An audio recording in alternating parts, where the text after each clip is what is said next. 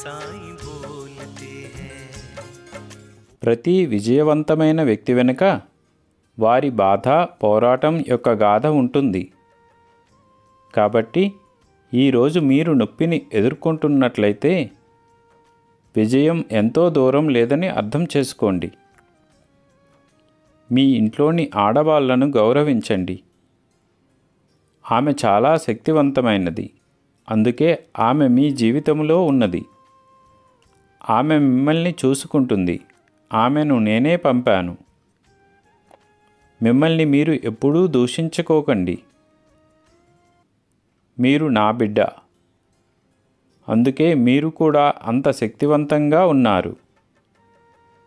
ఎల్లప్పుడూ మీ గురించి మీరు మంచిగా ఆలోచించండి మరియు మంచిగా మాట్లాడండి, ఎందుకంటే నాకు మీరు చాలా మంచి వ్యక్తి. త్వరలోనే ఈ పరిస్థితి కూడా మారనుంది. సంతోషంగా ఉండండి. అల్లా మాలిక్.